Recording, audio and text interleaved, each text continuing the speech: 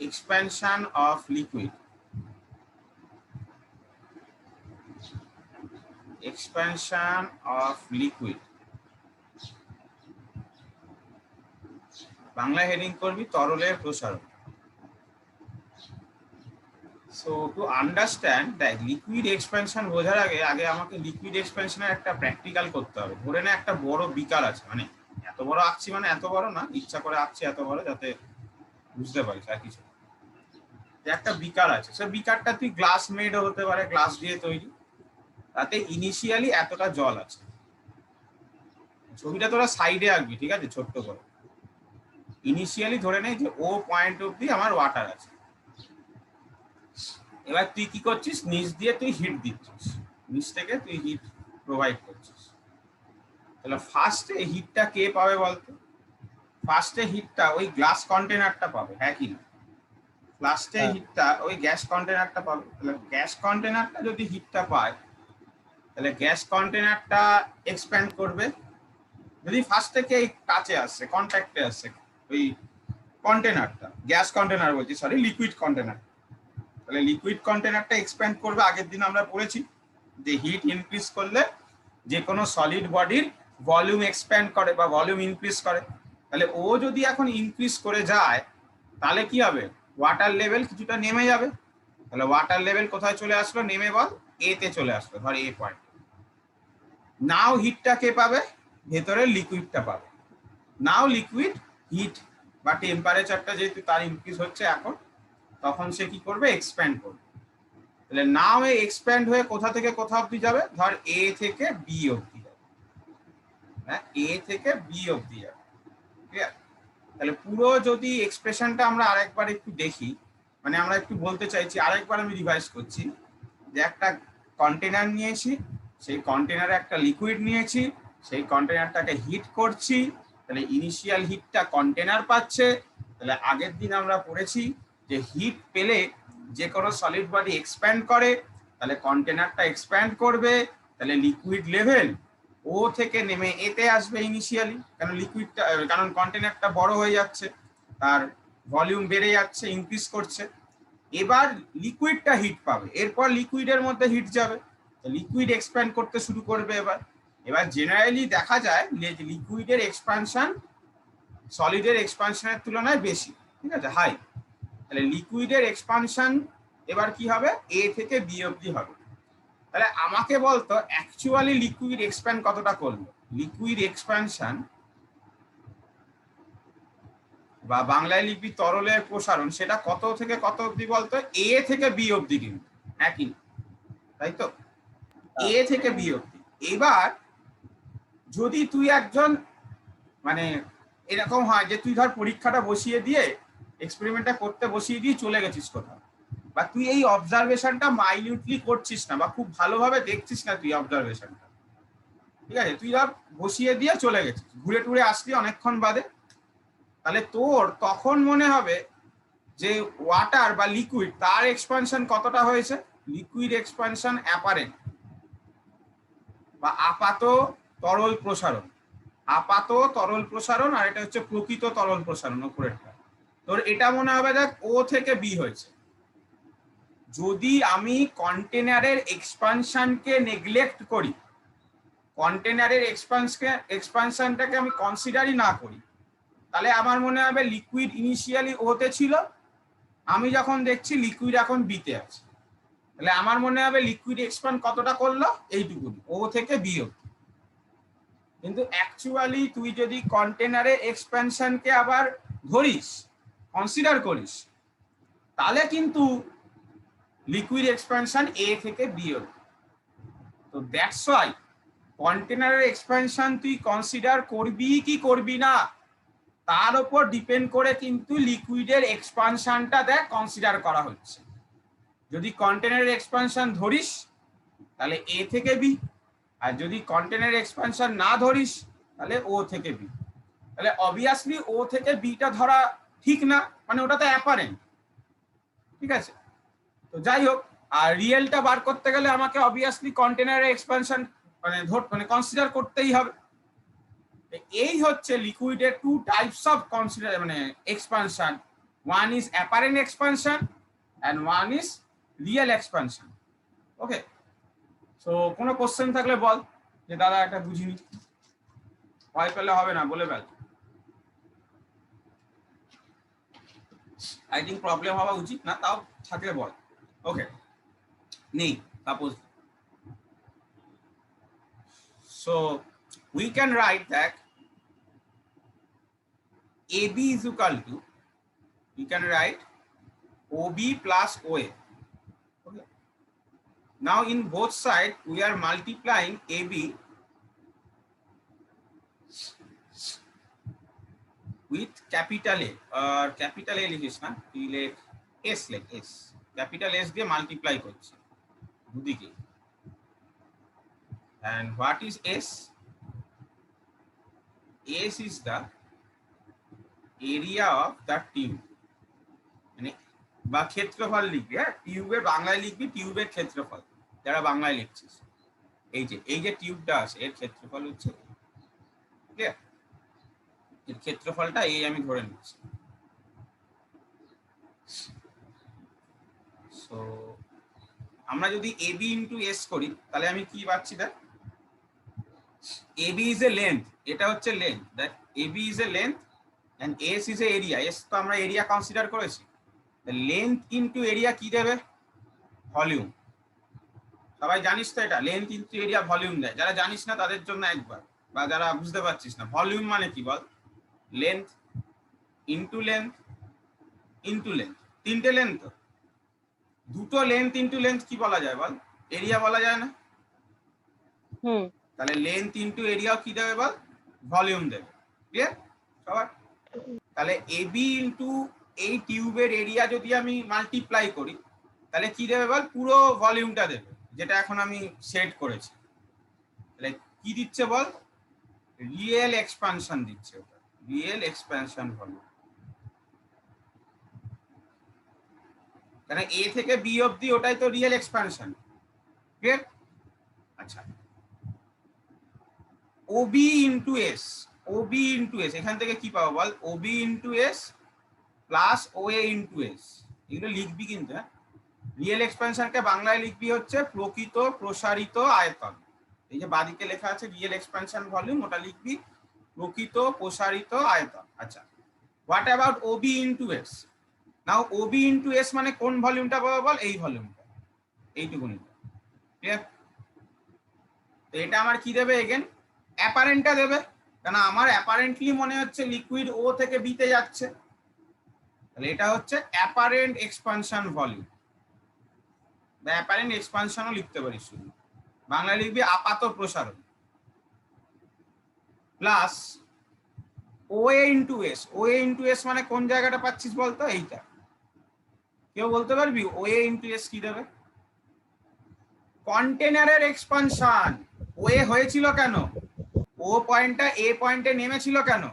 Due to container expansion. কন্টেনারটা volume increase করছিল বলে, তার আয়তন বৃদ্ধি পাচ্ছিল বলে, তাই তো? ও থেকে এতে। তাহলে ও থেকে এ, এই যে লাইনটা, এই লাইনটা কি ডিনোট করছে বল? কন্টেনার এক্সপানশনকে ডিনোট করছে। ও থেকে বিটা কি ডিনোট করছে? ও থেকে বিটা লিকুইডের অ্যাপারেন্টকে ডিনোট করছে। আর এ থেকে বিটা কি ডিনোট করছে? লিকুইডের রিয়েল এক্সপানশনকে ডিনোট করছে। তাহলে এটা কি পাচ্ছি বল? কন্টেনার, তোর তো জায়গা আছে, জায়গায় লিখবি, আমি ছবির মতো লিখছি, অসুবিধা নেই। কন্টেনার এক্সপানশনকে ডিনোট করছে। ক্লিয়ার? বাংলায় লিখবি হচ্ছে পাত্রের প্রসারণ। তাহলে আমরা একটা জিনিস পেলাম কি, যে না, real expansion is equal to apparent expansion plus container expansion। প্রকৃত প্রসারণ ইকুয়াল টু আপাত প্রসারণ, এটাকে বক্স করে রাখ, প্লাস পাত্রের প্রসারণ। কোনো কোশ্চেন থাকলে বল, যে না দাদা এটা বুঝিনি। স্যার বল। স্যার ওই এস জায়গাটা বুঝলাম না স্যার, এসটাই আরেকবার একটু বলবেন? এসটাকে ওই যে মুখের ওটার আয়তন, এরিয়া ধরেছি, মানে ক্ষেত্রফল। এই যে এইটার এর ক্ষেত্রফল কি বল? পাই, বৃত্তাকার তো, সার্কুলার তো, এইটা এই যে মুখটা এটা সার্কুলার তো তার ক্ষেত্রফল হবে সামথিং পাই আর স্কয়ার। এটাই হচ্ছে এস। বুঝা গেল? না এখনো বুঝিস না? হ্যাঁ স্যার, হ্যাঁ স্যার, হ্যাঁ স্যার, এবার ঠিক আছে। আর কেউ জিজ্ঞাসা করছিলিস মানে আরেকজন তো? কথা বলছি এই জায়গাটা বুঝতে পারিনি। Real expansion is equal two apparent expansion plus continuous expansion, এই জায়গাটা বুঝতে পারিনি। এই এত অবধি বুঝেছিস? হ্যাঁ, হ্যাঁ, তো তাহলে তো অসুবিধা হওয়ার কথা না। ওবি ইন্টু এসটা কি দেয়? ওবি ইন্টু এস মানে কোন ভলিউমটা পাবো, এটা তো। হ্যাঁ, তো এটা কোন এক্সপানশনকে ডিনোট করছে? ওবি কোন এক্সপানশনকে ডিনোট করছে আমাদের? অ্যাপারেন্টটা। অ্যাপারেন্ট। তাহলে ওবি ইন্টু এস কোন ভলিউম এক্সপানশনকে ডিনোট করবে? অ্যাপারেন্ট এক্সপানশনকে। ক্লিয়ার? আচ্ছা, ও থেকে এ মানে কোন ভলিউমটা আসছে বল, এই নিচেরটা। তো ও থেকে এ তে লিকুইড কলাম যাচ্ছিল কেন? কন্টেনার ইনিশিয়ালি এক্সপ্যান্ড করছিল বলে। তাহলে ও থেকে এটা কাকে ডিনোট করছে বল? কন্টেনার এক্সপ্যানশনকে ডিনোট করছে। বুঝতে পারলি না এখনো ক্লিয়ার না ব্যাপারটা? ঠিক আছে। So we have to find out, দেখ আমাদের কতগুলো এক্সপানশন কোএফিসিয়েন্ট আছে সেগুলো আমরা লিখবো। এটা লিখে নিলে ফার্স্ট হেডিং কর real expansion coefficient. Real expansion coefficient, বা বাংলায় হেডিং করবি হচ্ছে প্রকৃত প্রসারণ গুণাঙ্ক। প্রকৃত প্রসারণ গুণাঙ্ক। গুণাঙ্ক,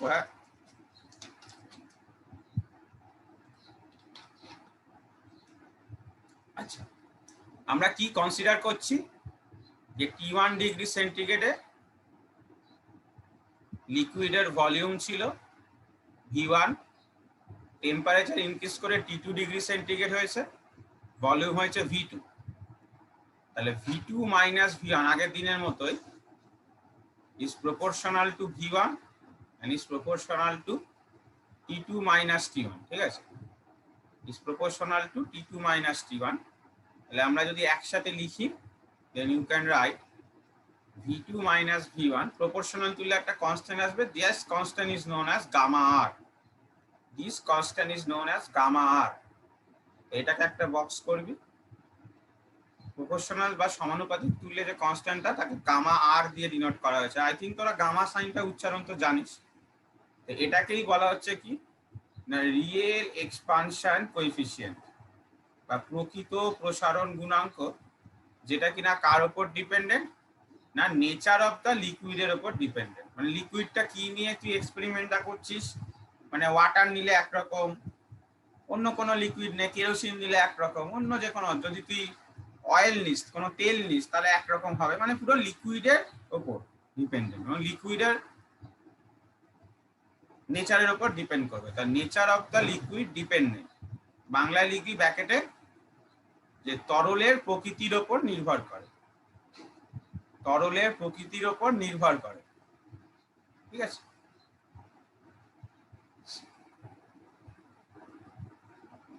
তরলের প্রকৃতি। এখান থেকে আমরা একটা লিখতে পারি, দেখ লাইন এই বক্সটা থেকে V1টাকে ওদিকে নিয়ে চলে যা, তাহলে V1টা কমন যাবে 1 plus gamma R T2 minus T1। This is our formula. লিখে রাখ, ওটাকেও বক্স করবি লাস্টে।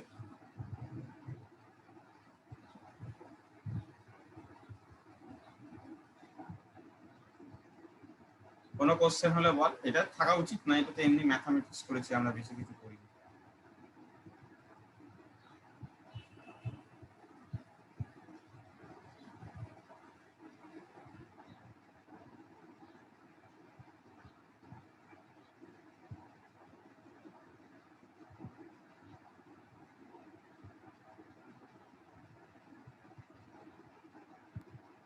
দাদা বলছি এটা কি লিখেছো নেচার অফ লিকুইড?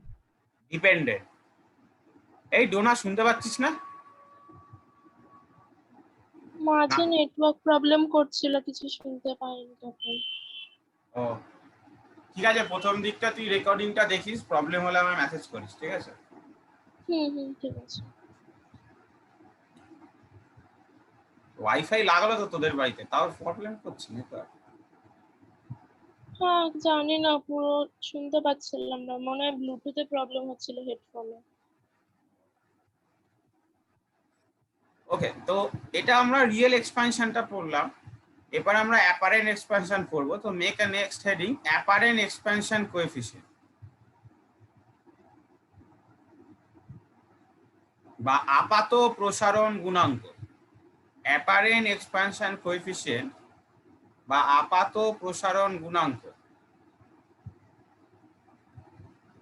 সো এখানেও কনসিডারেশনটা দেখ সেম, যে T1 ডিগ্রি সেন্টিগ্রেডে তরলের আয়তন, liquid volume V1, and T2 degree সেন্টিগ্রেডে তরলের আপাত আয়তন এখানে লিখতে হবে, ঠিক আছে? লিকুইডের অ্যাপারেন্ট ভলিউম, অ্যাপারেন্ট ভলিউম বাংলায় লিখবি আপাত আয়তন, সেটা হচ্ছে V2 ড্যাশ। উপরে লিখেছি দেখ V2 ড্যাশ বা V2 প্রাইম, যে যেটাই বলে অসুবিধা নেই। তাহলে V2 prime minus V1 is proportional to initial volume and is proportional to the temperature change. So you can write V2 prime minus V1 proportional তুলে একসাথে লিখলে পাবি গামা এ। এই গামা এটাকেই বলা হচ্ছে কি না অ্যাপারেন্ট এক্সপ্যানশন কোএফিসিয়েন্ট বা আমি আপাত প্রসারণ গুণাঙ্ক। এটাও কিন্তু লিকুইডের নেচারের উপরই ডিপেন্ডেন্ট। অ্যাপারেন্ট এক্সপানশন কোএফিসিয়েন্ট এটাও কিন্তু লিকুইড ডিপেন্ডেন্ট। বাংলা লিখতে পারিস যে তরলের প্রকৃতির উপর নির্ভর করে। তো ওখান থেকেও যদি আমরা এক লিখি দেখ, তাহলে পেয়ে যাচ্ছি V2 prime is equal two V1 plus sorry V1 ওই ডান দিকে নিয়ে যা, V1টাকে রাইট হ্যান্ড সাইডে নিয়ে গিয়ে যদি করিস তাহলে 1 প্লাস গামা এ T2 মাইনাস T1, এইটা হবে ফর্মুলা। লিখে নে।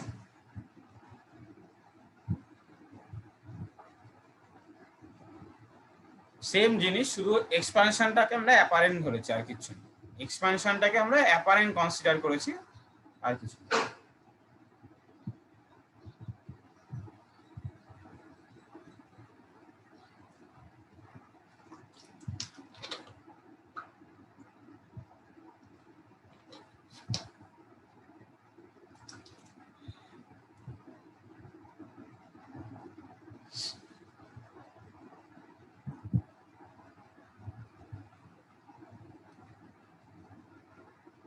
এরপর নেক্সট হেডিং করবি relation between gamma A and gamma R সাফিক্সে, ঠিক আছে? Relation between gamma A and gamma R.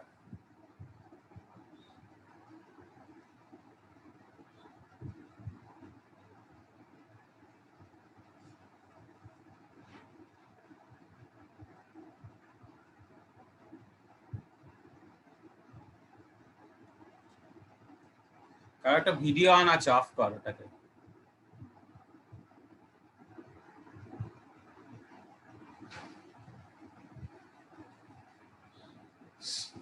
So make a next heading gamma A এবং গামা এ এবং গামা আর এর মধ্যে সম্পর্ক। আমি এই বাদিকেরটা মুছছি না কেন, বাদিকেরটা আমার ইউজ হয়, বুঝতে পেরেছিস? এই লাস্ট লাইনটা ইউজ করেই লিখবো।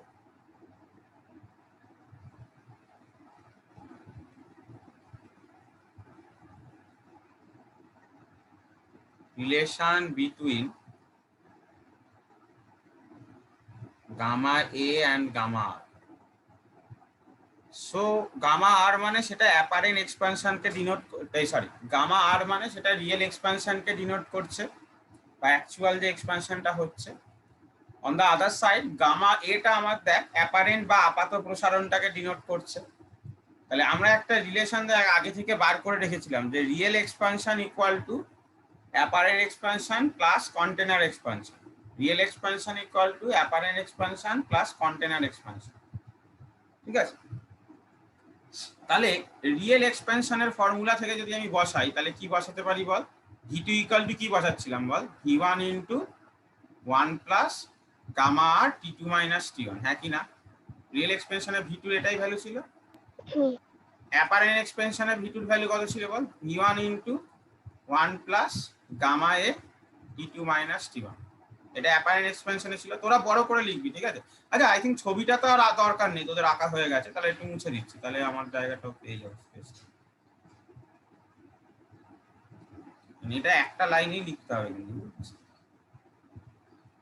v1 into 1 plus gamma r t2 minus t1. This is the real expansion part, and apparent expansion 1 plus gamma a t2 minus t1 plus এইবার আসি কন্টেনার এক্সপানশন।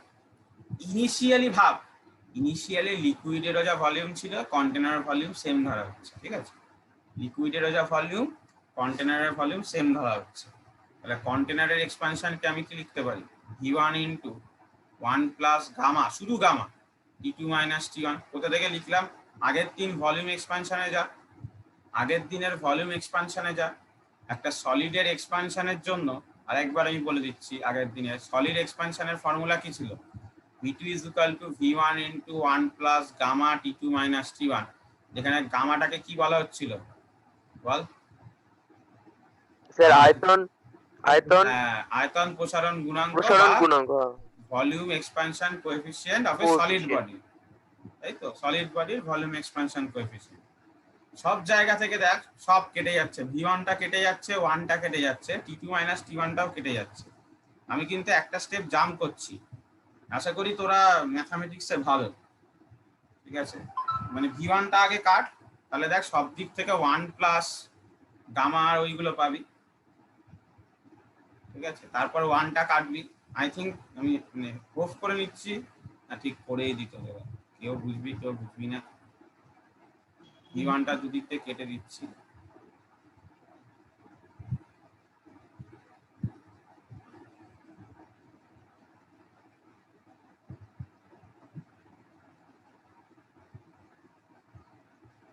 ওয়ানটা সব বাদ দিতে, ঠিক আছে? তাহলে এরকম থাকবে।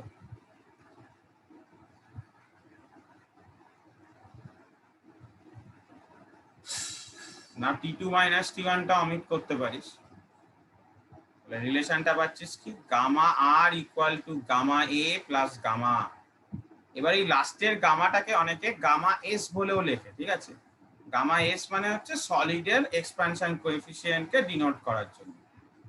অনেকে লাস্টের টার্মটাকে সলিড এক্সপানশন কোএফিসিয়েন্ট ডিনোট করার জন্য s ফর সলিড, তাই এটাও লিখলাম। এটা হচ্ছে সলিড এক্সপানশন কোএফিসিয়েন্ট, যেটা আমরা আগের দিন পড়েছিলাম, ঠিক আছে? যে কঠিন বস্তুর আয়তন প্রসারণ গুণাঙ্ক গামা এস। এই রিলেশনটা থেকে দেখ আমরা যে কোনো লিকুইডের সাপোজ ধর কারোর একটা ভুল হয়ে গেল, মানে প্র্যাকটিক্যালটা করতে, যে প্র্যাকটিক্যালটা আমরা প্রথমে শুরু করেছিলাম বলা, যে বিকারে নিয়ে আমি যে করছি ঘটনাটা, সেটা কোনো কারণে ভুল হয়ে গেল। তাহলে সে কোনটা দেখতে হবে বল? সে অ্যাপারেন্টটা দেখতে পাবে, হ্যাঁ কি না, তাই তো? কিন্তু সে যদি অ্যাপারেন্টটাও বার করতে পারে, আর যদি যে কন্টেনারটা সে নিয়েছে সেই কন্টেনারটা ধর গ্লাসের তৈরি, সাপোজ সেই গ্লাসেরও যদি গামা ও জানে, তাহলে কিন্তু দেখ ভুল করলেও ও গামা আর ক্যালকুলেট করে নিতে পারবে। হয়তো এক্সপেরিমেন্টালি প্র্যাকটিক্যালিও ভুল করেছে, বা থিওরিটিক্যালি ক্যালকুলেট করে কিন্তু গামা আর ক্যালকুলেট করেও নিতে পারবে যদিও ভুল করে থাকে। তাই অ্যাকচুয়ালি অ্যাপারেন্ট এক্সপানশন দিয়ে কোনো অঙ্কই করা হয় না, কিন্তু তাও আমাদের অবজারভেশনের ভুলের জন্য আমরা ম্যাক্সিমাম টাইম গামা এই দেখতে পাই।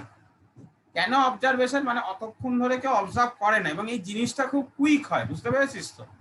মানে ওই যে ও থেকে এতে নামলো, দিয়ে এ থেকে বিতে উঠলো, এই জিনিসটা খুব কুইক হয়।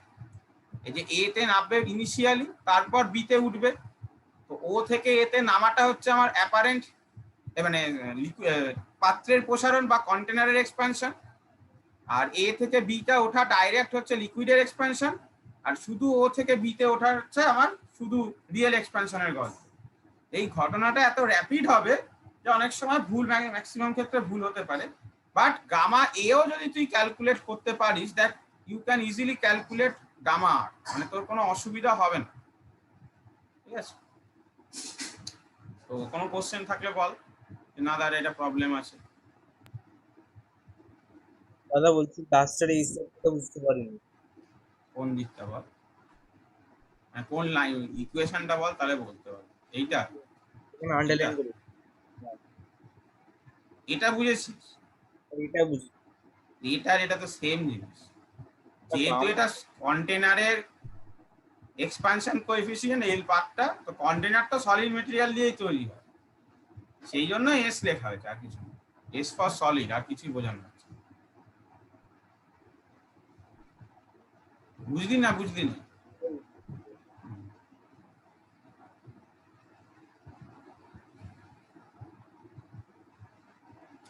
ওকে, সো দ্যাট লিকুইড এক্সপানশনের কিন্তু একটা এফেক্ট তার ডেনসিটির উপরে পড়ে, ঠিক আছে? লিকুইড এক্সপানশনের একটা এফেক্ট কিন্তু তার ডেনসিটির উপরে পড়বে। কেন? দেখ, লিকুইড যদি তুই এক্সপ্যান্ড করে তাহলে তার ভলিউম চেঞ্জ হচ্ছে, মানে ভলিউম ইনক্রিজ করছে সাপোজলি। তো আর ডেনসিটি মানে কি জানি আমরা? ভর বাই আয়তন, মানে mass per unit volume, mass by volume. তো ভলিউম যদি চেঞ্জ করে তাহলে অবভিয়াসলি আমার ডেনসিটিও চেঞ্জ করা উচিত। তো এখানে আমরা ডেনসিটির চেঞ্জটা দেখবো, কিন্তু একটা গল্প দেখ, এখানে ডেনসিটির চেঞ্জ দেখবো অবভিয়াসলি, আর ডেনসিটি চেঞ্জ করতে গিয়ে একটা ম্যাথামেটিক্যাল ফর্ম আমরা ইউজ করব, যেটা নিয়ে হয়তো তোদের খুব একটা বেশি আইডিয়া নেই, ঠিক আছে? তোরা পড়িসনি কোনোদিনই খুব একটা। সো একটু ওটা ধরে নিবি আপাতত, কারণ আমি যখন জুন মাস থেকে ক্লাস শুরু হবে তখন আমি ম্যাথসের একটা ক্লাস দেবো ইনিশিয়ালি, কারণ আমাদের ম্যাথসে অনেক কিছুই মানে লাগে, যেগুলো ম্যাথসের অনেক কিছু অপারেটর, মানে অনেক কিছু টার্মস লাগে ম্যাথসে, ফিজিক্সে, বাট ম্যাথসের স্যারের কাছে শিখতে গেলে সেটা অনেক সময় লেগে যাবে, বুঝতে পেরেছিস?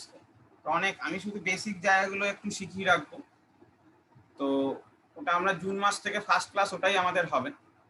তো ফার্স্ট হেডিং কর, মানে এই নেক্সট হেডিং কর, change of density with temperature.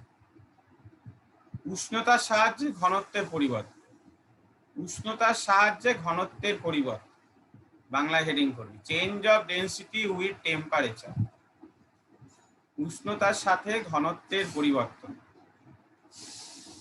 তো আমরা কি ধরে নিচ্ছি যে T1 ডিগ্রি সেন্টিগ্রেডে লিকুইডের অ্যাকচুয়াল ভলিউম V1, আর T2 ডিগ্রি সেন্টিগ্রেডে লিকুইডের অ্যাকচুয়াল ভলিউম V2। তাহলে ভলিউমের এক্সপানশন কতটা হলো, বা আয়তন প্রসারণ, বাংলায় আয়তন প্রসারণ কতটা হলো? V2 minus V1। যাই হোক, তো T1 ডিগ্রিতে যদি আমি ডেনসিটি, বাংলায় লিখি ঘনত্ব, আমরা ডেনসিটি দেখতে চাই। ডেনসিটি মানে কি? ভর বাই আয়তন, mass by volume. So mass by volume can be written as in this way. Similarly এখানেও যদি ডেনসিটি আছে, এটাকে রো 1 দিয়ে লিখছি। আই থিঙ্ক রো সাইনটা নিয়ে সবাই তোরা আগেও দেখেছিস, রো সাইনটা। আর সেকেন্ড টেম্পারেচারে যদি বার করি তাহলে again mass by volume, rho 2। দেখ, টেম্পারেচার যদি তুই চেঞ্জ করিস, ভলিউম চেঞ্জ করতে পারে, মাস কখনো চেঞ্জ করতে পারে না। ভলিউম চেঞ্জ হতে পারে, বাট মাস কখনো চেঞ্জ হতে পারে না, এটা তোকে মনে রাখতে হবে, ঠিক আছে? সো ইউ ক্যান রাইট, দেখ রো 2 ইকুয়াল টু আমরা কি লিখতে পাচ্ছি? m by V2। So V1 মানে V2 এর জায়গায় আমরা কি লিখতে পারি? V1 ইন্টু 1 প্লাস গামা আর T2 মাইনাস T1, এবার লেখা যায়। m বাই V1 কে আলাদা করে লিখলাম, আর এখানে এটা নিচে পড়ে আছে 1 plus gamma R T2 minus T1। m by V1 কে রো 1 লেখা যায়, দেখ রো 1, আর এটাকে ওপরে তুলে দিলে 1 plus gamma T2 minus T1 to the power -1। 1 by x কে x টু দি পাওয়ার -1 এভাবে লিখতে পারি তো। 1 বাই x কে x টু দি পাওয়ার -1 এভাবে আমি লিখতেই পারি। এইবার আমার এইখানে একটা জিনিস অ্যাপ্লাই হবে, সেই জিনিসটা একটু বাদিকে দেয়, ম্যাথের একটা ফর্ম অ্যাপ্লাই হবে, একে এক্সপানশন সিরিজ বলে। ম্যাথের জিনিস, যাদের ম্যাথ শুরু হয়েছে তারা যদি ম্যাথের বই কিনে রাখিস, সবাই তো ওয়েস্ট বেঙ্গল বোর্ডই আছিস, মানে SNদেই সব স্যার বলেছে, তো দেখবি সেখানে সিরিজ বলে একটা জিনিস আছে, বা স্যারদের জিজ্ঞাসা করবি বাইনোমিয়াল সিরিজ, 11-এ আছে না 12-এ আছে আমি ঠিক জানি না, বাট আছে। সরি, হ্যাঁ, তো ওইটা অ্যাপ্লাই হবে, ঠিক আছে? আমি এমনি লিখে দিচ্ছি সিরিজটা। দেখ 1 plus x to the power -n এরকম যদি থাকে সিরিজটা, সিরিজটা হবে 1 minus nx plus n into n minus 1 by 2 factorial. সব বুঝিয়ে দেবো, কোনো অসুবিধা নেই। এই ফ্যাক্টোরিয়াল, এই যে এটাকে ফ্যাক্টোরিয়াল সাইন বলে, এই দাড়ির মতো যে সাইনটা দিয়েছে। আবার minus n into n minus 1 into n minus 2 by 3 factorial into x cube plus, এরকম চলতে থাকবে, ঠিক আছে, x to the power n অবধি চলতে থাকবে। এইটা হচ্ছে ইকুয়েশনটা। এখান থেকে তোদের দুটো কোশ্চেন অ্যারাইজ হচ্ছে। প্রথম কথা যে দাদা,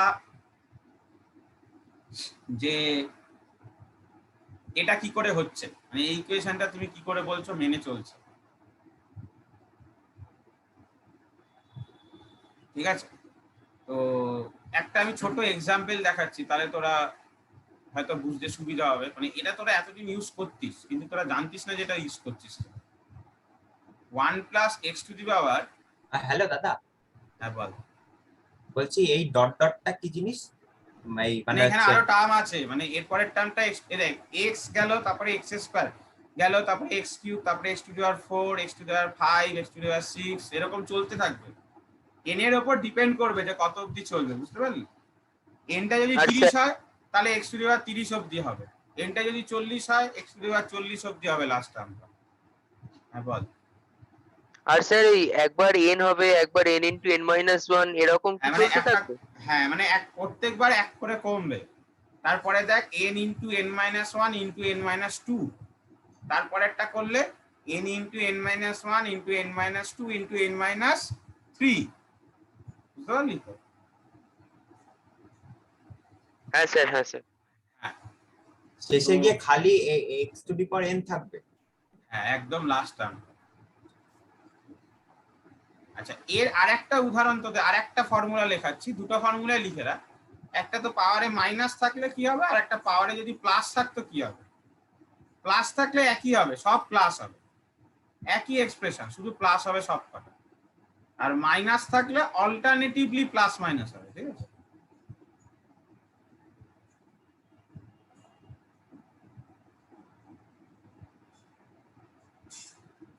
মাইনাস থাকলে অল্টারনেটিভ, সরি, সব কটা প্লাস হবে, সব কটা, ইচ এন্ড এভরি ওয়ান। তোরা এটা একটা বড় বক্স কর, মানে প্রমাণটার মাঝখানে, তার মধ্যে লেখ, এটা জাস্ট শেখানো হচ্ছে। আচ্ছা দেখ, এর একটা উদাহরণ দেখি, তাহলে তোদের বুঝতে সুবিধা হবে। আচ্ছা, ওপরটা সবার লেখা হয়েছে তো, বুঝতে পারি তো? ঠিক আছে, সবাই লিখে নিয়েছিস, তার মানে কিছু বলছিস না এখন। এতদিন কিন্তু এটাকে এক্সপানশনের ফর্মুলা বলে, এই দুটোকে এতদিন কিন্তু তোরা ইউজ করতিস, কিন্তু জানতিস না যে তোরা ইউজ করছিস। একটা এক্সাম্পল ছোট দিলেই মনে পড়ে যাবে। 1 প্লাস এক্স তার হোল স্কোয়ার, এটাকে এই অনুযায়ী আগে অ্যাপ্লাই করে দেখতো কি হয়। 1, এন এর জায়গায় কত আছে বল? 2 আছে, হ্যাঁ কি না? এটার সাথে এটাকে মেলা। এন এর জায়গায় কত আছে বল? 2 আছে। 2x plus 2 into 2 minus 1 by 2 factorial into x square, এত অবধি হবে, তারপর যাবে না। কেন, কি বলেছি? এন এর মান যত হবে তত অবধি যাব, তাই তো? এখানে এন এর মান কত আছে বল? 2, তাহলে এক্স এর মাথায় যখন 2 আছে থেমে গেলাম, বোঝা গেল? এবার ফ্যাক্টোরিয়াল জিনিসটা কি? এই যে দাদা তুমি লিখছো 2 এর পাশে একটা এরকম দাড়ি চিহ্ন টাইপের, এই জিনিসটা কি বোঝাচ্ছে? ফ্যাক্টোরিয়াল। ফ্যাক্টোরিয়াল মানে বোঝায় যে ফ্যাক্টোরিয়াল বলেছে সেখান থেকে 1 অবধি চুপচাপ গুণ করো, বুঝতে পারলি? আজকে যদি 2 ফ্যাক্টোরিয়াল বলে, 2 ফ্যাক্টোরিয়াল মানে কি বলতো? 2 ইন্টু 1। আজকে যদি 3 ফ্যাক্টোরিয়াল বলে, মানে 3 ইন্টু 2 ইন্টু 1, বোঝা গেল? মানে যত ফ্যাক্টোরিয়াল বলবে, যদি আজকে ধর n ফ্যাক্টোরিয়াল বলে, তাহলে n into n minus 1 into n minus 2, এই করতে করতে কত অবধি গুণ করবো? লাস্টে 1 অবধি নিয়ে যাবো। এটা হচ্ছে ফ্যাক্টোরিয়ালের গল্প, বোঝা গেল? আচ্ছা, এবার এটা আবার ফিরে আসি এক্সাম্পলটা। তাহলে 1 প্লাস 2x, ওপরে কত হচ্ছে বল? 2 ফ্যাক্টোরিয়াল মানে কি? 2 ইন্টু 1, তাহলে 1 plus 2x plus x square. এটা কোন ফর্মুলা ধরে পেলি বল? আজকে যেটা শিখলি, ছোটবেলায় a প্লাস বি হোল স্কোয়ারের ফর্মুলা শিখেছিলিস, একই আসছে? সেম জিনিস এসছে, হ্যাঁ কি না? হ্যাঁ। তার মানে বেসিক্যালি তোরা এক্সপানশন কিন্তু 1 + x এর কিউব ফর্মুলা দেখ এভাবে বার করতে পারবি তুই, ঠিক আছে? মানে a + b হোল কিউব করেও যে ফর্মুলাটা আসে এই এক্সপানশনের ফর্মুলাতে বসালেও সেটাই আসে, বুঝা গেল? তো যেটা বলছিলাম যে কারণ তোরা দেখ a + b হোল কিউব এটাই লাস্ট শিখেছিস, তারপর আর শিখিসনি। কিন্তু আমার তো হোল টু দি পাওয়ার 4 আসতে পারে, হোল টু দি পাওয়ার 5ও আসতে পারে, হোল টু দি পাওয়ার 6 আসতে পারে, তারপরে পাওয়ারের নেগেটিভও আসতে পারে। এই যে তখন কি করব? তখন আসলে এক্সপানশন মানে অ্যাকচুয়ালি তোরা আগেও এক্সপানশন করতিস বাট জানতিস না যে আমরা এক্সপানশন করছি। এইটা হচ্ছে প্রবলেমটা, আর কিছুই না। জানতিস না যে তুই এক্সপানশন করছিস, আর কোনো ব্যাপার না, ঠিক আছে? জিনিসটা বোঝা গেল আই থিঙ্ক সো সবার। লিখে নে যার যেটা মনে হয়, কারো কোনো কোশ্চেন থাকলে জিজ্ঞাসা কর, এটা প্রবলেম হওয়া উচিত, কেন প্রথমবার দেখছি সেরকম দেখছি জিনিসটা।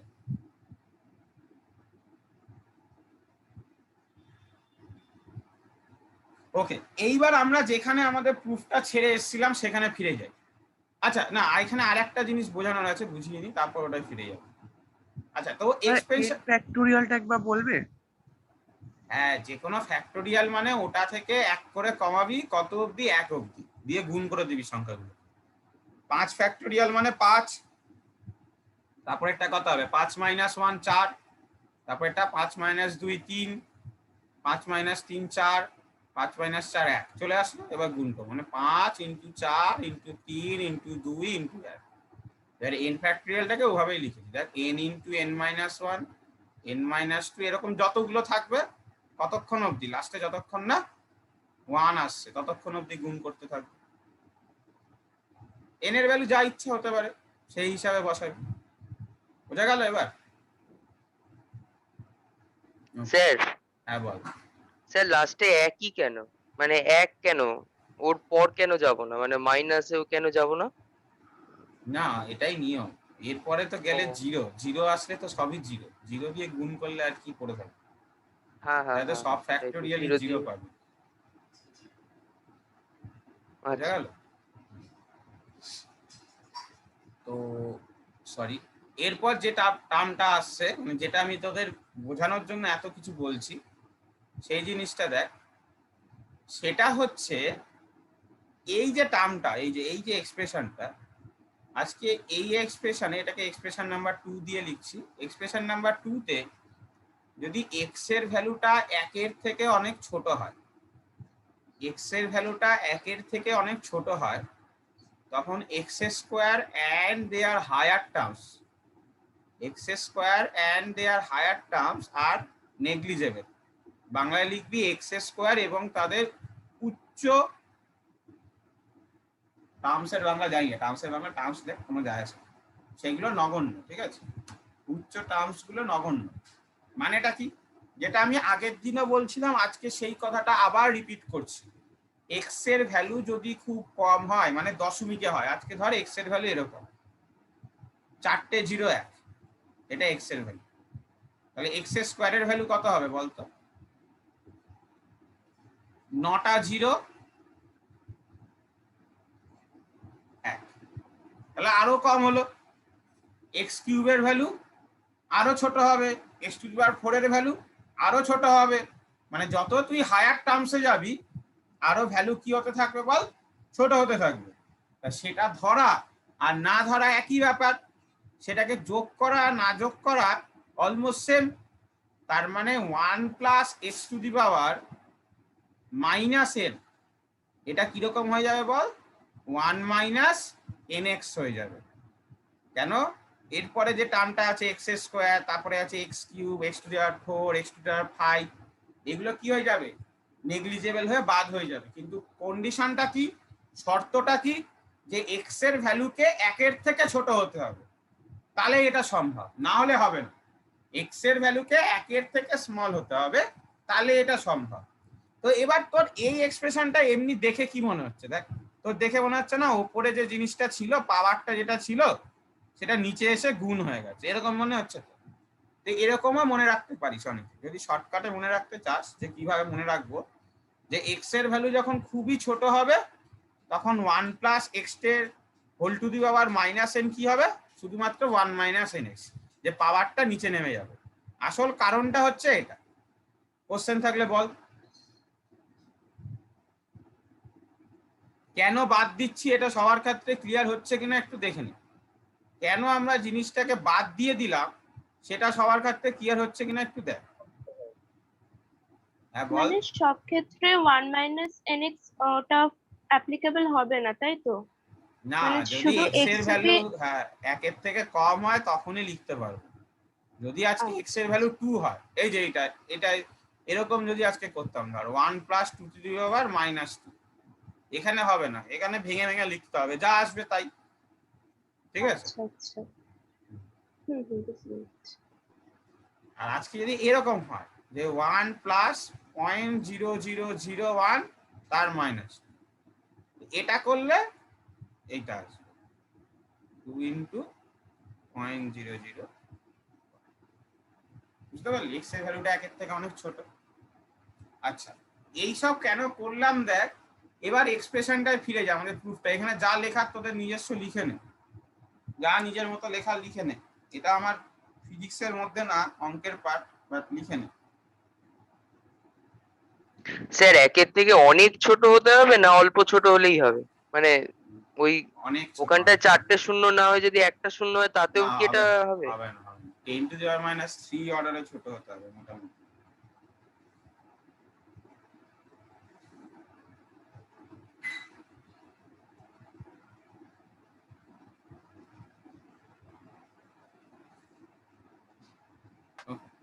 নেক্সট দেখ, যেটা বলছিলাম, এবার আমাদের প্রমাণটায় ফিরে আসি। প্রমাণটা দেখ, লাস্ট লাইনটা এরকম ছিল, মানে লাস্ট যেখানে গিয়ে আমরা প্রমাণটা থেমে গেছিলাম, প্রমাণটা করতে গিয়ে। আমি আবার লিখছি, তোরা যাতে খুঁজে পাস লাইনটা, সেটা দেখানোর জন্য, আর কিচ্ছু না। তোদেরকে আবার লিখতে হবে না, তোদের তো লেখাই আছে। লাস্ট অব্দি এরকম পেয়েছিলাম, তোদের যদি মনে হয়।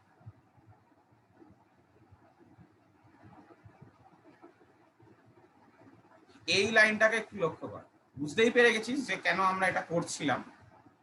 এই লাইনটাকে লক্ষ্য করলে জিনিসটা দেখতে এরকম দেখ, 1 plus x to the power minus 1, তাই তো? আচ্ছা, এইবার কথা হচ্ছে এক্স এর জায়গায় কি আছে? এক্স এর জায়গায় আছে গামা আর ইন্টু টি2 মাইনাস টি1। এবার গামা আর এর যে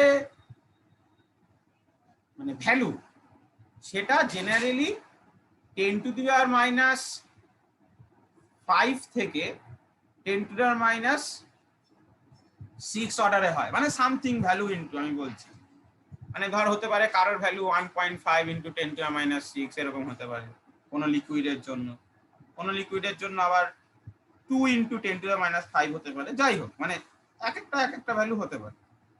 ক্লিয়ার? তাহলে গামা আর এর যে ভ্যালু, সেটা হচ্ছে ভেরি ভেরি স্মল। তাহলে এক্স এর ভ্যালুটা ভেরি ভেরি স্মল, হ্যাঁ কি না? তাহলে আমি ওইটা অ্যাপ্লাই করতে পারি কনসিডারেশনটা। তাহলে অ্যাপ্লাই করলে কি মনে হবে যেন পাওয়ারটা নিচে নেমে এসছে। মাইনাসটা কি করে হলো সবাই বুঝতে পারলি তো? দেখ, পাওয়ারে -1 ছিল, এই যে 1 plus x to the power minus N এর সাথে মেলা 1 মাইনাস এন এক্স হবে। তাহলে এই -1টা যদি চলে আসে কি হবে? -1 মাইনাস দিয়ে গুণ হয়ে যাবে। তাহলে this is the density relation, যে ρ2 is equal to ρ1 into 1 minus. এটাই হওয়া উচিত ছিল। ভালো করে ভেবে দেখ, যদি আমি টেম্পারেচার ইনক্রিজ করি তাহলে ভলিউম ইনক্রিজ করছে তো, কিন্তু মাসটা সেম থাকছে, ভরটা কনস্ট্যান্ট। তাহলে ডেনসিটি মানে কি জানি আমরা? মাস বাই ভলিউম, ভর বাই আয়তন। তো যদি আমার আয়তন বৃদ্ধি পায়, ভলিউম ইনক্রিজ করে, তাহলে ডেনসিটি ডিক্রিজ করা উচিত। তো দেখ, এখানে এই রিলেশনটা ডিক্রিজ দেখতে পাচ্ছি তো, দেখ মাইনাস আছে, সেটাই হওয়া উচিত ছিল।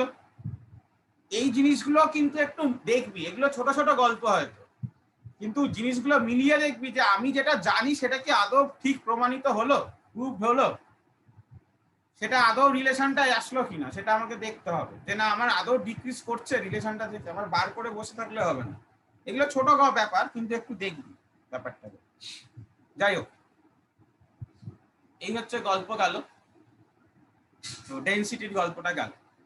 এরপর যে জিনিসটা আসছি সেটা হচ্ছে বালেন্সি, প্লবতা বল। আর্কিমিডিস প্রিন্সিপাল কোন ক্লাসে ছিল? 9 স্যার 9-এ। একজনের 9, একজনের 8। আচ্ছা, যাই হোক, মানে ছিল, এটা হচ্ছে গল্প।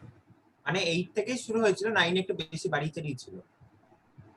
আচ্ছা, মানে 8-এ শুধু আর্কিমিডিস পড়েছিস, 9-এ গিয়ে আর্কিমিডিসের নীতি পড়েছিস, এরকম ব্যাপার। যাই হোক, এটা মুছলাম, লেখা হয়ে গেছে তো। তো নেক্সট দেখ, আমরা পড়ছি যেটা ওই প্লবতা বা বায়োন্সি ফোর্সটা নিয়ে আমরা ইয়ে করব। মানে কেন, দেখ পুরোটা বলি তারপর বলছি, এটা মুছলাম। তো নেক্সট হেডিং কর যে, বাংলায় বলছি হেডিংটা, একটু ওয়েট কর। Apparent weight of A solid body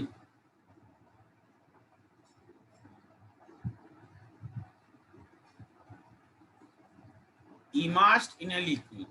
আচ্ছা, এখানে ইমার্শন মানে কিন্তু ফুল ইমার্স, ঠিক আছে, মানে পূর্ণ নিমজ্জন। বাংলায় লেখ, তরলে পূর্ণ নিমজ্জিত, তরলে পূর্ণ নিমজ্জিত কঠিন বস্তুর আপাত ওজন।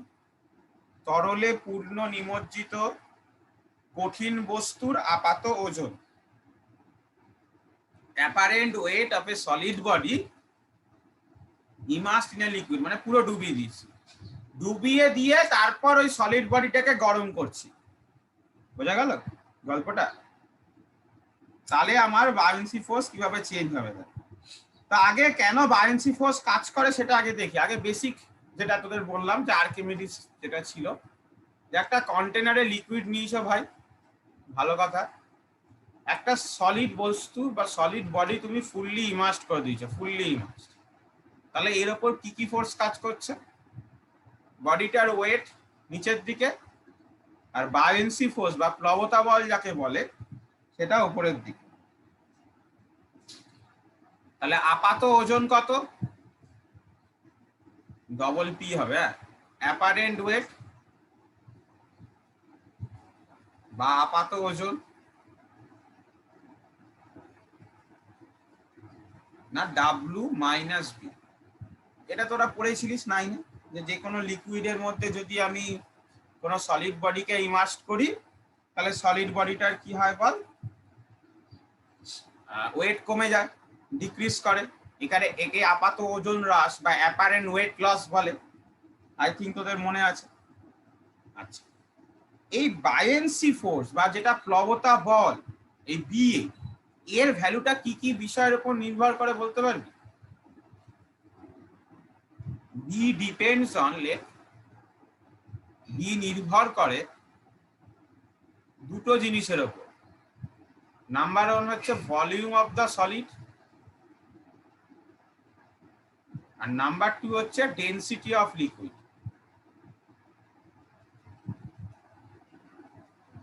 বাংলায় লিখবি কঠিন বস্তুর আয়তন, নাম্বার 2 লিখবি তরলের ঘনত্ব।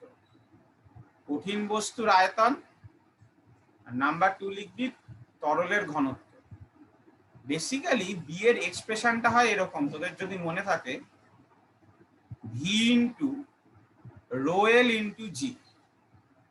মানে বায়োন্সি ফোর্স ইকুয়াল টু কি হয়? Volume of the liquid displaced, volume of the liquid displaced বা অপসারিত তরলের আয়তন ইন্টু ঘনত্ব, তরলের ঘনত্ব, ডেনসিটি অফ লিকুইড, তরলের ঘনত্ব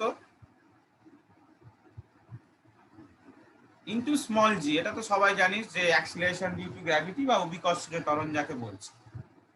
এবার যদি বডিটা ফুললি ইমার্সড হয়, ভালো করে ভাব, বডিটা যদি ফুললি ইমার্সড হয় তাহলে আর্কিমিডিস প্রিন্সিপাল কি বলেছিল? যে body will displace it's equal amount of liquid. যে কোনো বস্তু তার সম আয়তন তরল অপসারণ করে, মনে পড়ছে? তার সম-আয়তন তরল অপসারণ করে, equal amount of volume displace করবে। তাহলে সলিড বডিটা যদি ফুললি ইমার্স থাকে তাহলে অপসারিত তরলের আয়তন মানে volume of the liquid displace is equal to volume of the solid, হ্যাঁ কি না? কেন বডিটা তো ফুললি ইমার্সড, তাহলে বডিটা তার ইকুয়াল অ্যামাউন্টের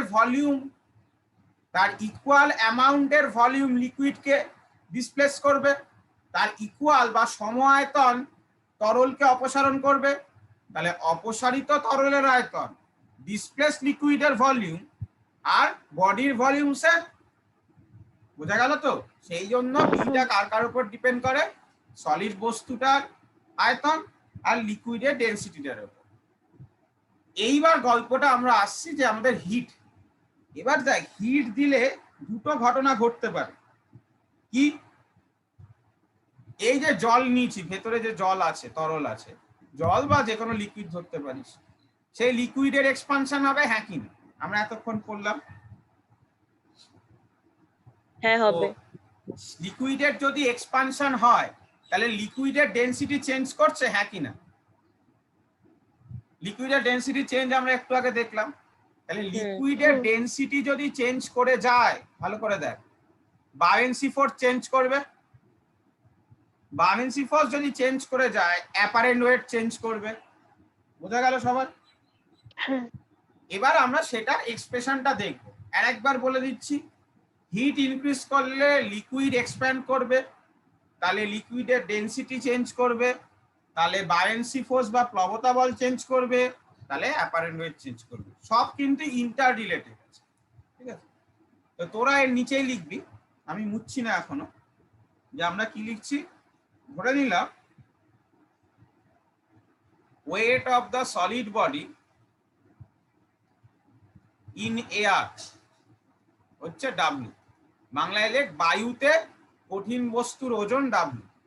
বায়ুতে কঠিন বস্তুর ওজন W. Weight of solid body in liquid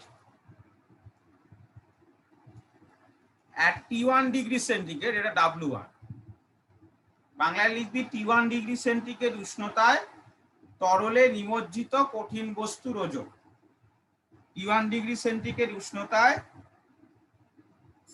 তরলে নিমজ্জিত কঠিন বস্তুর ওজন W1। আর weight of the solid body in liquid at T2 degree centigrade. এখন টেম্পারেচার বাড়িয়েছি, তাহলে অ্যাপারেন্ট ওয়েট চেঞ্জ হয়ে যাবে। অ্যাপারেন্ট ওয়েট চেঞ্জ হয়েছে কত? W2। অ্যাপারেন্ট ওয়েট চেঞ্জ হয়ে কত হয়েছে? W2। ক্লিয়ার? আচ্ছা,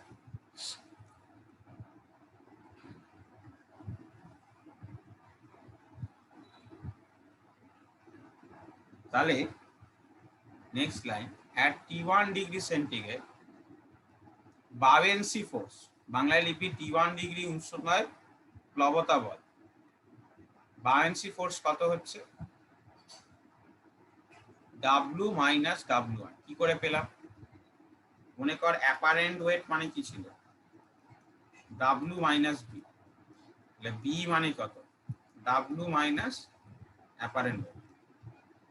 W হচ্ছে এয়ারে ওয়েট ছিল, আর প্রথমে T1 ডিগ্রি সেন্টিগ্রেডে লিকুইডে ইমার্সডে বা লিকুইডে নিমজ্জিত অবস্থায় অ্যাপারেন্ট W1। তাহলে ইনিশিয়ালি প্লবতা বল বা বায়োয়েন্সি ফোর্স B1 ইকুয়াল টু, ওটা লিখতে পারি। আচ্ছা, B1 ইকুয়াল টু আবার কি লেখা যায়? V1 rho 1 into G। V1 rho 1 into G, যেখানে V1টা কি? Volume of the liquid displaced,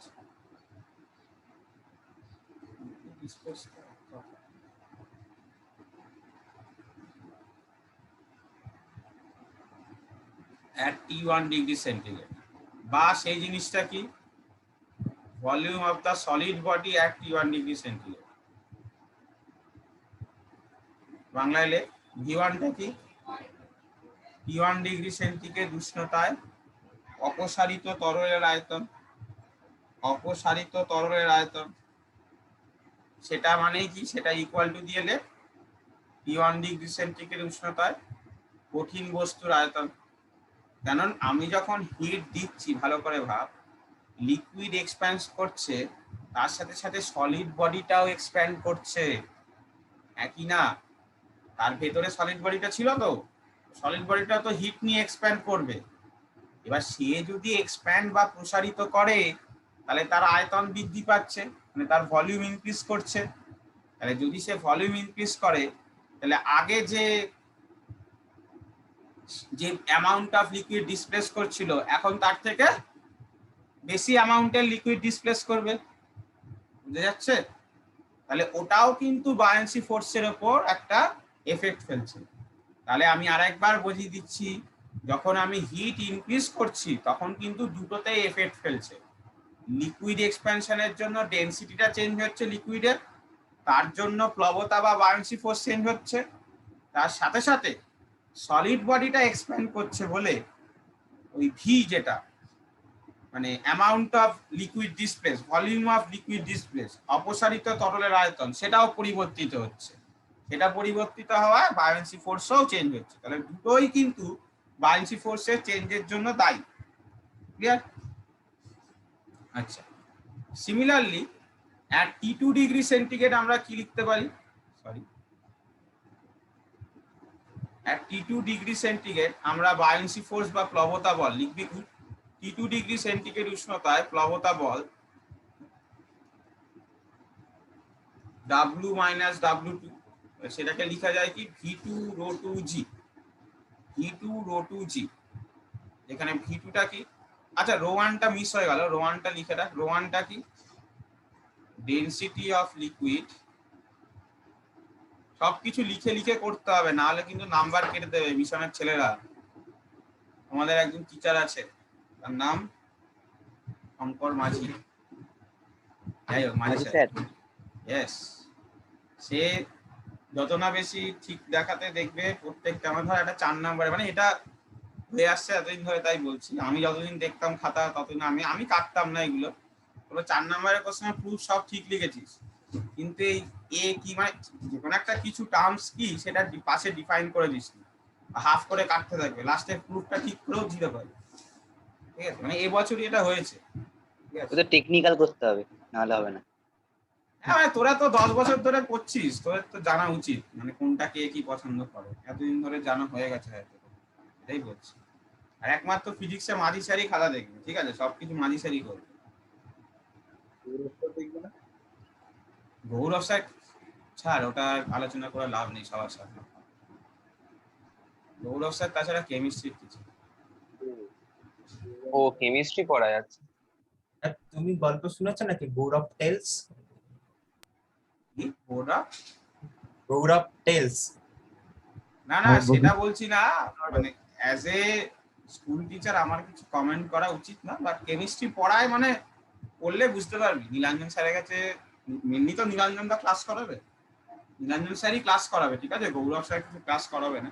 হয়তো প্র্যাকটিক্যালের সময় গৌরব স্যার থাকতে পারে, যেমন তোদের ফিজিক্স প্র্যাকটিক্যালের সময় মানস স্যার বলে একজন স্যার আছে, তিনি হয়তো থাকবেন। মানস স্যার আর মাঝি স্যার মিলে করান প্র্যাকটিক্যাল, কিন্তু থিওরিটা মাঝি স্যারই পুরো পড়ান। তো সিমিলারলি তোদের মিশনে যারা পড়বি, কেমিস্ট্রি নীলাঞ্জন স্যার, ইয়েটা মাঝি স্যার, ফিজিক্সটা, অঙ্কটা তোদের ওই ভালো নাম ভুলে গেছি, দেবাংশু স্যার। হ্যাঁ হ্যাঁ, দেবাংশু দা আছে, আর ওই নীলাদ্রি স্যার একটা ব্যাচ নেয়, ঠিক আছে, আর সুবীর স্যার অনেক সময় নেয়, অনেক সময় নেয় না। নীলাদ্রি দা আর দেবাংশু দা একসাথে নেয়, এরা দুজন। আর বায়োলজি তো মহান দুজন লোক, বাবলু দা, দিব্য দা। যাই আর পার্থ স্যার, সেটা কি? উনি সব বিষয় পড়ান। না না না না, ওরা কেউ কিছু না। ওই অলরাউন্ডার না, পার্থ স্যার কিছু না। V2টা মানে দেখ, তার মানে volume of liquid displaced at T2 degree centigrade. বাংলায় লেখ, T2 ডিগ্রি সেন্টিগ্রেড উষ্ণতায় অপসারিত তরলের আয়তন। T2 ডিগ্রি সেন্টিগ্রেড উষ্ণতায় অপসারিত তরলের আয়তন, সেটা মানে কি? সেটা মানেই হচ্ছে সলিডের volume, volume of solid at T2, volume of solid at T2 degree centigrade. সেটাই বাংলায় লিখবি কি, কঠিন বস্তু T2 ডিগ্রি সেন্টিগ্রেড উষ্ণতায় ঘনত্ব, ঘনত্ব বলছি আয়তন, T2 ডিগ্রি সেন্টিগ্রেড উষ্ণতায় কঠিন বস্তুর আয়তন। তাহলে V2 ইকুয়াল কি আরেকবার বাংলায় বলে দিচ্ছি মিলিয়ে নে, T2 ডিগ্রি সেন্টিগ্রেড উষ্ণতায় অপসারিত তরলের আয়তন equal to T2 degree centigrade উষ্ণতায় কঠিন বস্তুর আয়তন। আর রো2টা আমি আর লিখলাম না, রো2টা আমি এই উপরে লিখে দিচ্ছি। রো2টা কি, density of liquid at T2 degree centigrade. ঠিক আছে, T2 ডিগ্রি সেন্টিগ্রেড উষ্ণতায় ঘনত্ব।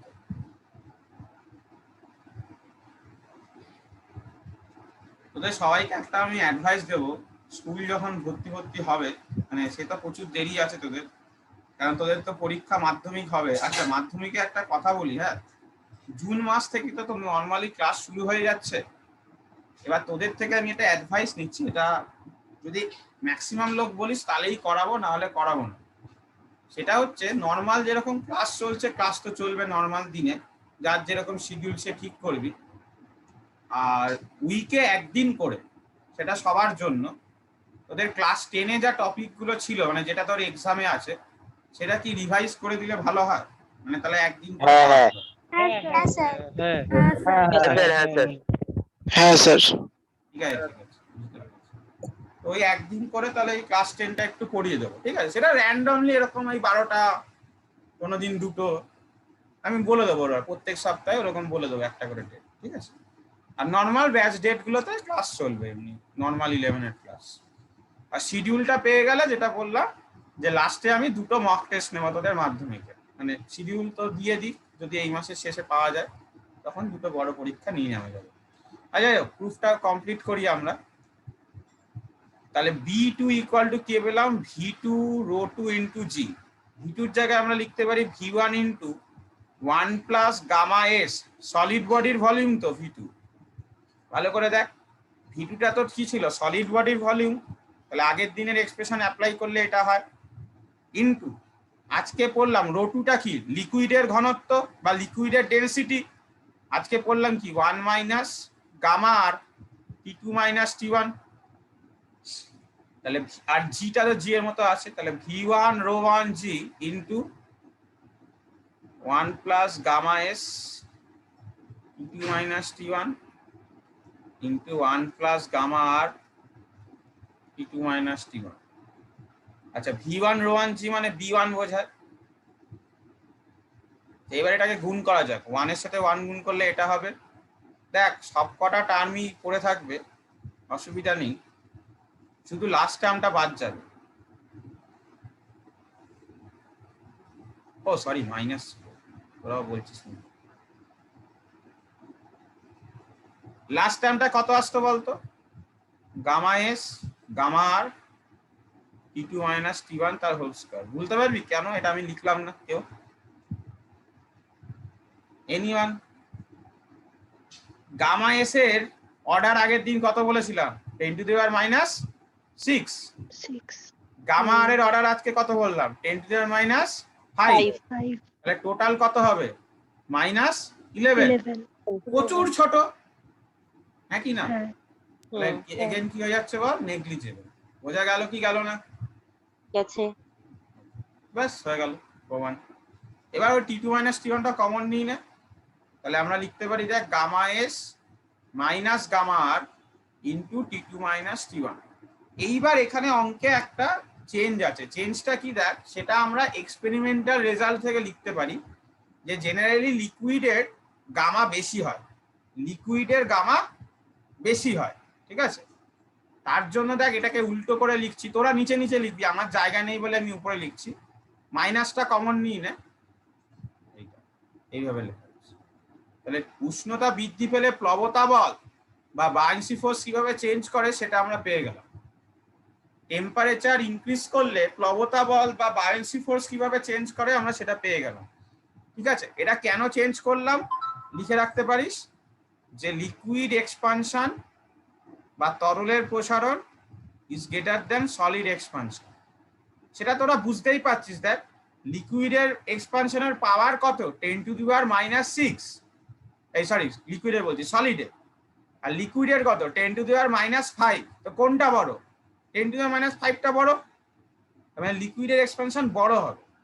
তাই ইচ্ছা করে ওকে আগে লেখার জন্য গামা আর করে লিখছি, যে ওকে বড় বোঝাতে হবে, সেই জিনিসটাকে বড় যে এই জিনিসটা আছে সেটাকে ডিনোট করার জন্য এভাবে লিখছি।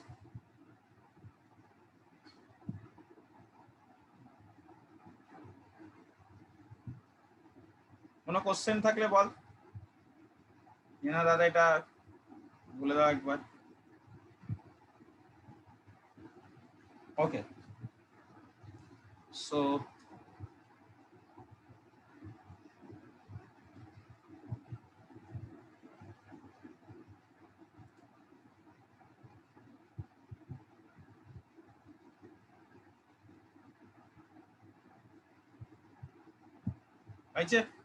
এবারে আমরা যে টপিকটায় ঢুকবো আজকে, এটা শেষ করবো, একটু সময় লাগবে। হ্যাঁ, আশা করছি সব লাঞ্চ ফাঞ্চ করে নিয়েছিস, না করলেও 2টোর সময় করবি, কোনো অসুবিধা নেই। খাওয়া দাওয়া পরে, পড়াশোনা আগে। আচ্ছা, এটা আগে লিখে নে, তাড়াতাড়ি লেগে। এরপর যে দুটো প্রসেস আমি পড়াচ্ছি সেটা জাস্ট তোদের ইনফরমেশনের জন্য। আজ অবধি কোনোদিন এসছে আমি দেখিনি কোশ্চেনে। জাস্ট এই যে গামা এ বা গামা আর, এই যে এত কিছু আমি বলে যাচ্ছি, অ্যাপারেন্ট এক্সপ্যানশন কোএফিসিয়েন্ট বা রিয়েল এক্সপ্যানশন কোএফিসিয়েন্ট, আমরা এটা বিভিন্ন পরীক্ষার মাধ্যমে প্রমাণ করতে পারি। ঠিক আছে, বিভিন্ন পরীক্ষার মাধ্যমে আমি প্রমাণ করতে পারি। তো প্রথমে আমরা গামা আর বার করা শিখবো। এটা দুজন বিজ্ঞানীর নামে দেওয়া হয়েছে, যে বিজ্ঞানী দুজনের নাম হচ্ছে ডুলং পেটিট। নাম শুনেছিস কিনা জানি না, আইডিয়া নেই আমার, হয়তো শুনে থাকতে পারিস। শুনেছিস কি কেউ ডুলং পেটিট, না প্রথম শুনলি? আমি শুনিনি। ঠিক আছে, প্রথম শুনলাম। ভালো, প্রথম শুনলে ভালো, অসুবিধা নেই। এটা মুছলাম, এতটা লেখা হয়ে গেছে হয়তো। নেক্সট হেডিং কর determination of gamma r. Bangla heading করবি গামা আর এর মান নির্ণয়। গামা আর এর মান নির্ণয় ব্র্যাকেটে লিখবি, ইংলিশ বা বাংলা তারা দুজনেই লিখবি। ডুলং অ্যান্ড পেটিটস মেথড, মানে বাংলায় যারা লিখছিস তারা ওই বাংলায় লিখবি নামটা, বুঝতে পেরেছিস? মানে ডুলং এবং পেটিট মেথড। কি করা হচ্ছে আগে বোঝ, আগে পুরো মানে এক্সপেরিমেন্টাল স্ট্রাকচারটা বলি, তারপর তোদের কি হচ্ছে সেটা। একটা টিউব নেওয়া হয়েছে, যে টিউবের স্ট্রাকচারটা অনেকটা একটা আয়তকার ফ্রেমের মতো।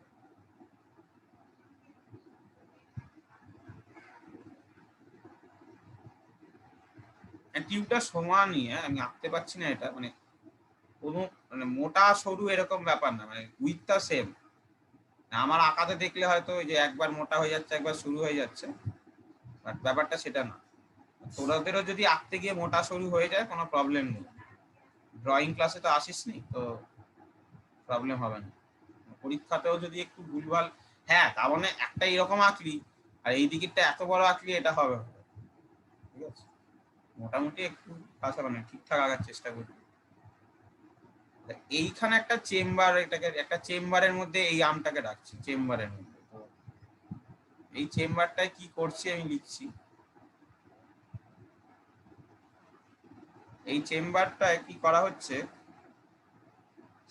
একদিক দিয়ে স্টিম বা বাষ্প ঢোকানো হচ্ছে। ঠিক আছে, স্টিম, স্টিম মানে 100 ডিগ্রি সেন্টিগ্রেডের বাষ্প, আর সেটাকে বার করে দেওয়া হচ্ছে এই পয়েন্টে। এখানে টেম্পারেচার ধরে নিলাম T2, তাহলে T2টা হাই, এটা সবাই বুঝতে পারছিস তো?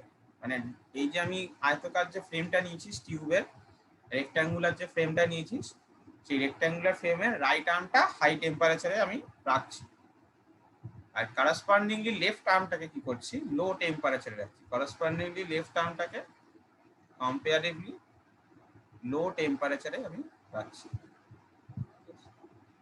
তো লো টেম্পারেচারে কিভাবে রাখবো না, এখান দিয়ে কোল্ড ওয়াটার মানে তুই বরফ যুক্ত জল ইনপুট করছিস, কোল্ড ওয়াটার, আর এখান দিয়ে জলটা বার করে দিচ্ছি। এখানে টেম্পারেচার কম T1, ঠিক আছে। তো আমি এর মধ্যে লিকুইড ছিল,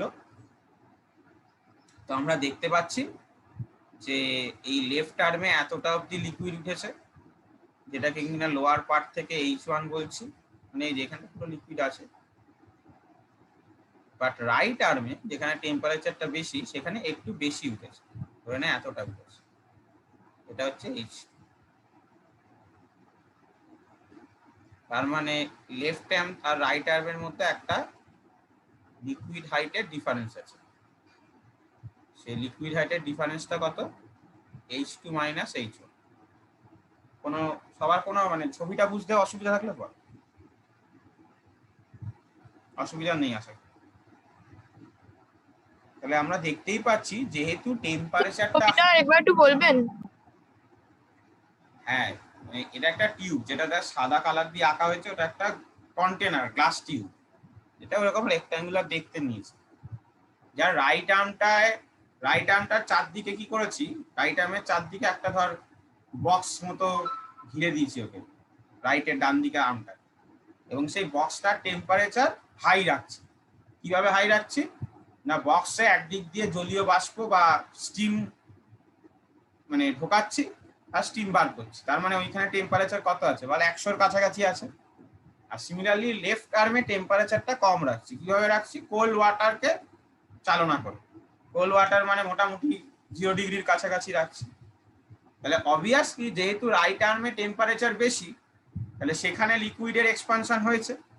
তাহলে এই টিউবের মধ্যে যে লিকুইডটা আছে সেখানে, সেই লিকুইডটা অবভিয়াসলি রাইট আর্মে মানে যেখানে হাই টেম্পারেচার সেখানে বেশি দূর অবধি উঠবে। আর অপর পক্ষে অন্যদিকে দেখ, লেফট আর্মে যেহেতু টেম্পারেচারটা কম, তাহলে কম হাইট অবধি উঠেছে। এবার বোঝা গেল না এখনো অসুবিধা যে জিজ্ঞাসা করলি? না স্যার, বুঝতে পেরেছি। তাহলে একটা হাইটের ডিফারেন্স পাচ্ছি H2 মাইনাস H1। এবার দেখ এই যে হাইট, এটা তো আমি মেজার করতে পারবো স্কেল দিয়ে। আমি H2 মাইনাস S1 কে তো স্কেলিং এর মাধ্যমে মেজার করতে পারবো যে না এত হয়েছে, ঠিক আছে।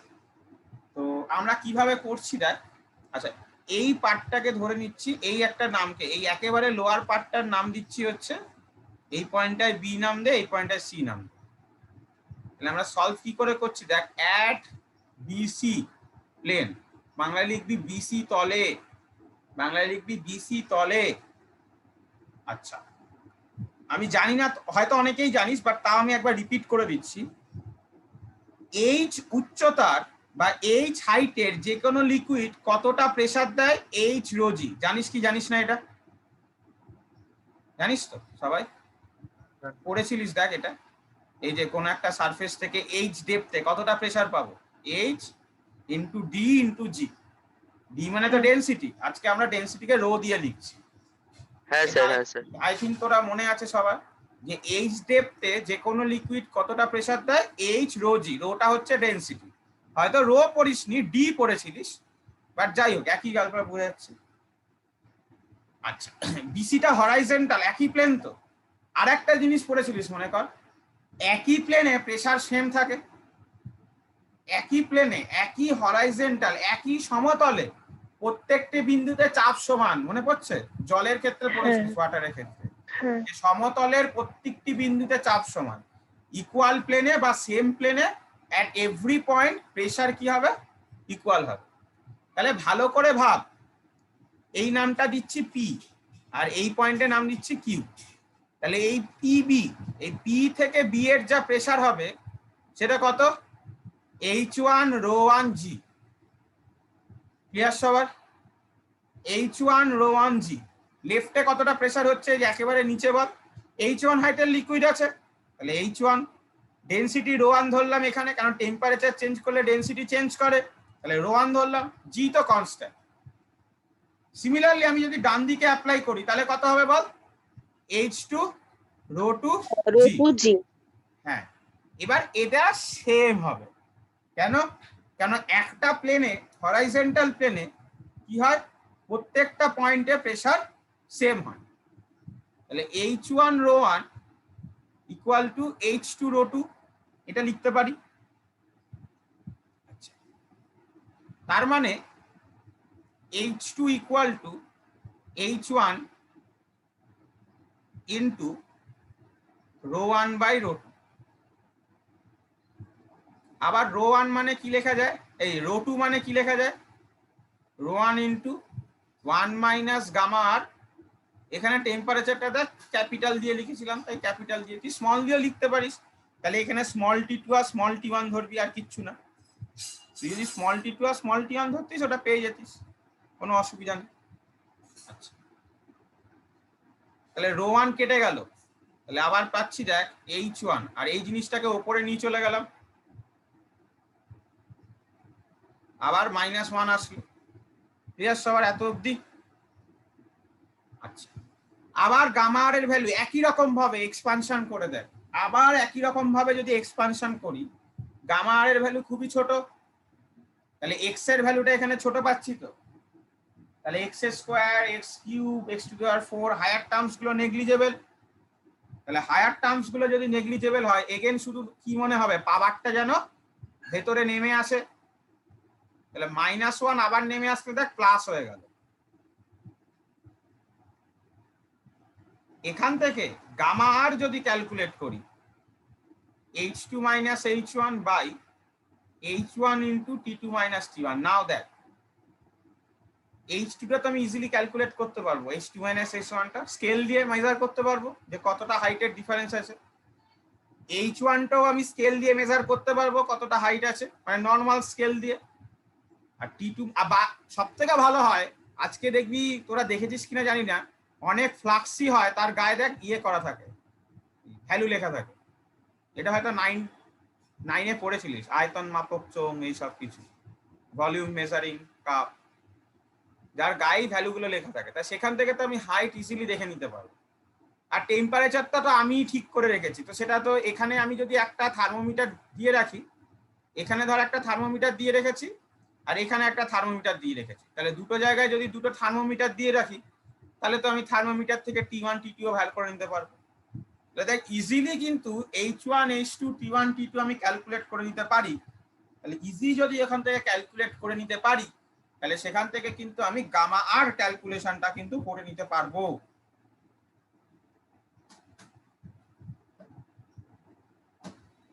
কোনো কোশ্চেন থাকলে বল।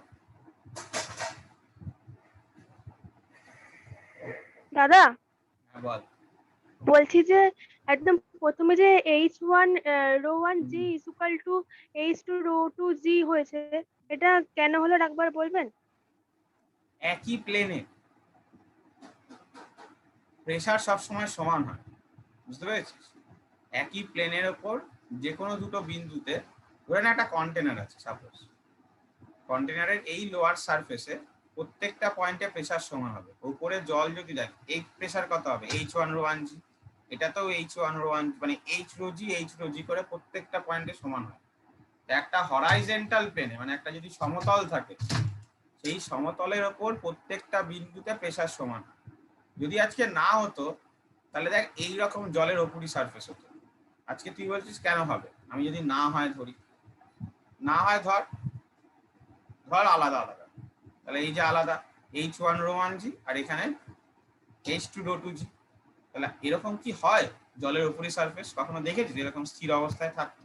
না না না। নর্মাল থাকে। দেখবি এইটা মনে হয় ওই সমোচ্চশীলতা ধর্ম কোন ক্লাসে ছিল, 7-8 ছিল মনে হয়, তখন ছিল তরলের মধ্যে যে সমতলের প্রত্যেকটি বিন্দুতে চাপ সমান, ঠিক আছে? তো সেই হিসাবে দেখ একটা কমন প্লেন বার করা হয়েছে, যে কমন প্লেনে দুজনেই চাপটা সেম দেবে। তুই বলতে পারিস যে দাদা H1 আর H2 তো আলাদা, কি করে সমান দিচ্ছে? দেখ ρ1 ρ2 টাও আলাদা, ভালো করে লক্ষ্য কর। H1 টা যদি কম হয় ρ1 টা বেশি, H2 টা যদি বেশি হয় ρ2 টা কম, দেখ তাই তো হয়। H1 টা কম তো আমার ছবি অনুযায়ী, ρ1 টা দেখ বেশি তো, কেন কম টেম্পারেচারে আছে, কম টেম্পারেচারে লিকুইডের ডেনসিটি বেশি হয়, হাই টেম্পারেচারে লিকুইডের ডেনসিটি কম হয়। মানে দেখ গুণফলটা ধ্রুবক, মাল্টিপ্লিকেশনটা কনস্ট্যান্ট আছে, বাট ইন্ডিভিজুয়ালি এগুলো কম বেশি আছে। বোঝা গেল? হ্যাঁ। লাস্ট টপিক আমরা পড়বো হচ্ছে, সেটা হয়তো তোরা 9-10-এও পড়েছিস, জলের ব্যতিক্রান্ত প্রসারণ, অ্যানালমাস এক্সপানশন অফ ওয়াটার, মানে শুধু এটা ওয়াটারের জন্য হয়। তো হেডিং কর, এটা মুছবো তো, হয়ে গেছে তো লেখা? হ্যাঁ।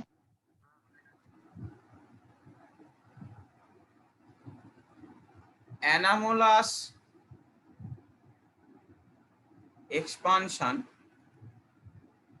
অফ ওয়াটার, জলের ব্যতিক্রান্ত প্রসারণ, যারা লিখবি জলের ব্যতিক্রান্ত প্রসারণ। তো আমরা সবাই কি জানি, এতক্ষণ যা পড়েছি, টেম্পারেচার যদি ইনক্রিজ করি ভলিউম কি করবে, লিকুইডের ইনক্রিজ করবে। কিন্তু লিকুইডের কারণে লিকুইডের মধ্যে একটা ব্যতিক্রান্ত বা এক্সেপশন দেখা যায়, ঠিক আছে? সেই মানে এক্সেপশনটা কি, যে 0 ডিগ্রি সেন্টিগ্রেড থেকে শুরু করে 4 ডিগ্রি সেন্টিগ্রেড অবধি ওর ভলিউম ডিক্রিজ করবে। তুই যদি ভলিউম ইনক্রিজ করিস সেটা ডিক্রিজ করবে, তারপর আবার ইনক্রিজ করবে, মানে নর্মাল বিহেভিয়ার করবে। আমার নর্মাল বিহেভিয়ারটা কি, যে টেম্পারেচার যদি ইনক্রিজ করে ভলিউমও ইনক্রিজ করবে, এটা নর্মাল বিহেভিয়ার।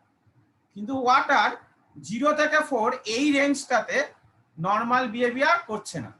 এর কোনো, আমি বলে রাখি, এর এক্সাক্ট কারণ কিন্তু তোদের ক্লাসিক্যাল, মানে তোরা যে ফিজিক্সটা আপাতত পড়ছিস এটাকে নিউটনিয়ান ফিজিক্স বলে। মানে নিউটনিয়ান মানে নিউটনের যে ভিত্তিগুলোর উপর করা হয়েছে, ঠিক আছে?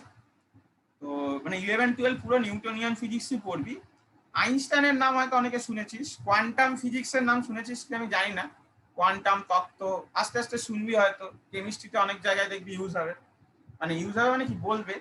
তো কোয়ান্টাম ফিজিক্স মানে হচ্ছে এখনকার ফিজিক্স, মডার্ন।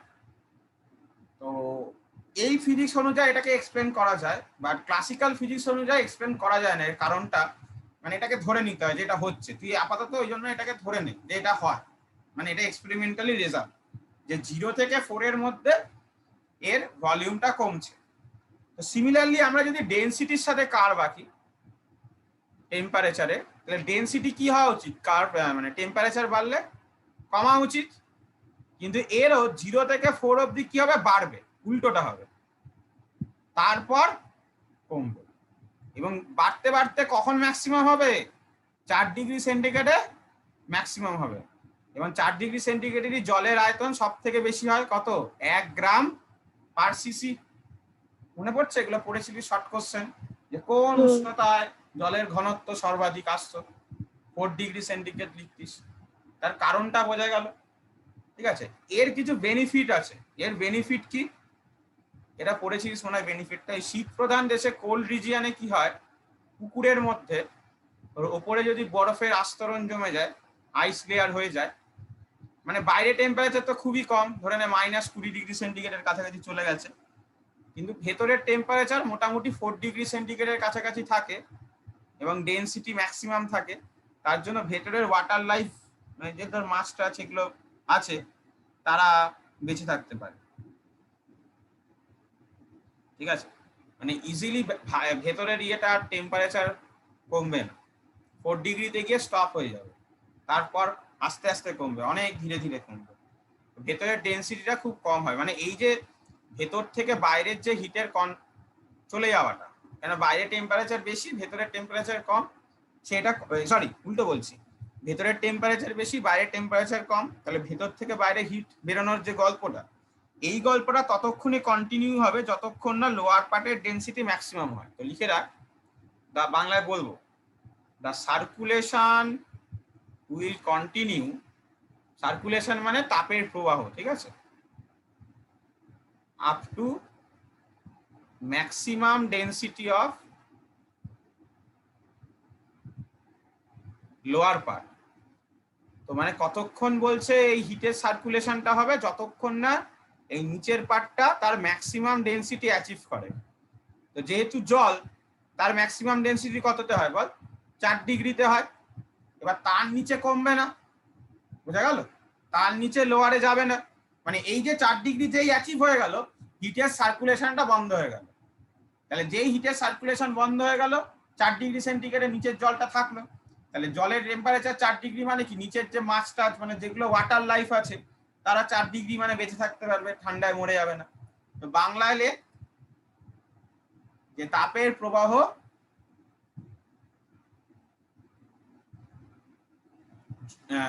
প্রবাহ যতক্ষণ পর্যন্ত নিচের অংশের ঘনত্ব সর্বাধিক হচ্ছে ততক্ষণ হয়। তাপের প্রবাহ নিচের অংশের ঘনত্ব যতক্ষণ না সর্বাধিক হচ্ছে ততক্ষণ হয়। অর্থাৎ ম্যাক্সিমাম যেই হয়ে যাবে সেই স্টপ হয়ে যাবে ভেতর থেকে বাইরে হিট বেরোনো। এবার ম্যাক্সিমাম ডেনসিটি 4 ডিগ্রি সেন্টিগ্রেডের হয়, মানে এর থেকে আর কমবে না ওয়াটারের এই ব্যতিক্রমী বা অ্যানামোলাস এক্সপানশনের জন্য। ঠিক আছে, দাদা বাংলা লাইনটা আরেকবার বলবেন? হ্যাঁ, যে তাপের প্রবাহ নিচের অংশের ঘনত্ব যতক্ষণ না সর্বাধিক হচ্ছে ততক্ষণ হয়, যতক্ষণ না সর্বাধিক হচ্ছে ততক্ষণ হয়, ঘনত্ব কিন্তু। হ্যাঁ, সবাইকে বলবো যারা এখনো ভার্সন নিয়ে কনফিউশনে আছিস তারা বাংলা ইংলিশ দুটোই লেখ, আস্তে আস্তে দেখ কোনটা কমফোর্টেবল হচ্ছে। সবাইকে বলবো চেষ্টা কর ইংলিশে লেখার। হ্যাঁ বল। একটা প্রশ্ন আছে স্যার বলছি ওই একটা ছবি এঁকেছেন না আপনি 3 নম্বর ছবি, যেটা 20 ডিগ্রি সেন্টিগ্রেড ম্যাক্সিমাম ডেনসিটি আর মিনিমাম ডেনসিটি দিয়ে, বলছি ওখানে ওই 4 ডিগ্রি সেন্টিগ্রেড তারপরে অ্যারো দিয়ে আপ অ্যারো দিয়ে ওখানে কি লিখেছে ওটা বুঝতে পারছি না। হিট মানে এটা তো বেশি টেম্পারেচার, এটা কম টেম্পারেচার, তো এই ভেতর থেকে বাইরে হিট বেরোনোর কথা, কিন্তু কতক্ষণ বেরোবে? যতক্ষণ না এর টেম্পারেচার 4 ডিগ্রি হবে। যেই 4 ডিগ্রি হয়ে গেল নিচের টেম্পারেচার আর বেরোবে না, তো নিচের টেম্পারেচারটা 4 ডিগ্রিতে ফিক্সড হয়ে গেল। এটা ভালো করে বলছি, যতই এখন বাইরে কম থাকুক আর ভেতরে বেশি থাকুক, তাও যেহেতু ভেতরের ডেনসিটি ম্যাক্সিমাম হয়ে গেছে তাই হিটের ফ্লোটা অফ হয়ে যাবে, তাই ভেতরের টেম্পারেচারটা বেশি থাকবে, তো সুবিধা হবে। আর একজনকে কোশ্চেন করছিলিস, কেউ একজন? হ্যাঁ দাদা বলছি আগেরটা যেটা করেন ডিটারমিনেশন অফ গামা আর হ্যাঁ H2 টা মানে বেশি জলটা উপরে উঠবে কেন? ওইদিকে টেম্পারেচার বেশি, তো টেম্পারেচার বেশি মানে তোর ভলিউম এক্সপ্যানশন হবে না, মাঝখানে তো কোনো বাধা নেই, তাহলে ওটা মানে সেম করতে চলে আসবে না? একদিক থেকে ঠান্ডা দিচ্ছি আর একদিক থেকে গরম দিচ্ছি, তাহলে দুটো তো বাধা নেই মানে বুঝলাম না। হ্যাঁ, ওটার জন্যই তো উঠছে আরো, এরকম তো গল্পটা ভাব। এইদিকে উষ্ণতাটা বেশি, এদিকে উষ্ণতাটা কম, যেদিকে উষ্ণতা কম সেখানে কি হতে চাইবে বল? কন্ট্রাক্ট হতে চাইবে, কমতে চাইবে। আর যেখানে উষ্ণতা বেশি সেখানে কোথায় বল? উঠতে চাইবে। যখন তুই কিছুই করিসনি তখন তো দুটোতেই সেম হাইট অবধি আছে, এখানেও যা হাইট এখানেও তাই। এবার এখানে টেম্পারেচার তুই কমাচ্ছিস আর এখানে টেম্পারেচার তুই বৃদ্ধি করছিস, তাহলে একদিকে উঠবে, তার জন্য কোনো একটা দিক থেকে নামতে হবে, তো নালে উঠবে কি করে? এবার বুঝতে পারলি কি? হ্যাঁ, কিন্তু দাদা ভিতরের তাপ আলটিমেট সেমই থাকবে না, ভেতরের তাপ আলটিমেট সেম নেই, এই জায়গাটা একটু বোঝার কথা হবে। আমরা যে হিটটা দিচ্ছি সেটা শুধু এইটুকুনি সেকশনে দিচ্ছি, তো মানে একদম আউটার লেয়ারটাই দিচ্ছি, তো ওইটুকুনি সেকশন দিয়ে যখন ওয়াটারটা আসছে, সেটা আমি বুঝতে পেরেছি তুই কথাটা বলছিস যে এরা তো দাদা মিলেমিশে আছে, মিলেমিশে তো একটা ইকুইলিব্রিয়াম টেম্পারেচার তৈরি করা উচিত। অ্যাকচুয়ালি ব্যাপারটা সেটা না, ওই যে মিলেমিশে, আজকে যদি গল্পটা দেখ, আজকে যদি আমি এরকম ছেড়ে দিতাম, মানে আমি বলতে চাইছি কি বলতো, যে একবার টেম্পারেচার দিয়ে আমি ছেড়ে দিলাম, তাহলে তুই যে ঘটনাটা বলছিস সেটা হতো, যে এইদিকে টেম্পারেচার T2 ছিল, কিছুক্ষণ পর এটা মিলেমিশে একটা টেম্পারেচার চলে আসবে, বুঝতে পারলাম? কিন্তু আমি তো এখানে টেম্পারেচারটা কনস্ট্যান্টলি দিয়ে যাচ্ছি, দেখ স্টিমটা চালনাই করছি বারবার, বা কোল্ড ওয়াটারটা কনস্ট্যান্ট তার একটা ফ্লো থাকছে, তাই না? তাহলে এই পার্টে টেম্পারেচার সবসময় হাই আর এই পার্টে টেম্পারেচার সবসময় লো আছে। এবার বোঝা গেল? আচ্ছা আচ্ছা, ঠিক আছে, তো লিকুইড এক্সপানশনটা কিন্তু আমাদের কমপ্লিট হয়ে গেল। তো আমাদের নেক্সট ক্লাস দেখবি ওই ইয়েটা, এই পোস্টারটাতেই দেওয়া আছে। নেক্সট ক্লাস হচ্ছে আমাদের টুইসডে 12 PM, ঠিক আছে? আর জুন মাস থেকে নর্মাল ক্লাস শুরু হবে, আর তার সাথে সাথে ওই একটা করে এক্সট্রা ক্লাস 10 এর ক্লাস থাকবে, ঠিক আছে? আর ক্লাস জুন মাস থেকে কিন্তু আর কোনো ডেমো ক্লাস ফেস্ট নেই, যাদের ভর্তি হওয়ার এখনই ভর্তি হয়ে যাবে। ওকে, ঠিক আছে, থ্যাংক ইউ, রাখ, সব বেরিয়ে যেতে পারিস যাদের হয়ে গেছে। আর কারো কোনো প্রবলেম থাকলে বলতে পারিস। যদি কারোর কোনো আগের দিনের ক্লাস নিয়েও থাকলে বলতে পারিস। স্যার আজকের ক্লাসটা কি পাঠাতে হবে? না না, এখন কিচ্ছু পাঠাতে হবে না, ডেমো ক্লাসের লেখা কিছু পাঠাতে হবে না, ঠিক আছে? পরে যখন আমি নর্মাল ক্লাস শুরু করব তখন সবার পিডিএফ জমা নেবো, ঠিক আছে? আগে সবাই ভর্তি হয়ে যায় করসপন্ডিং ব্যাচগুলোতে, তারপর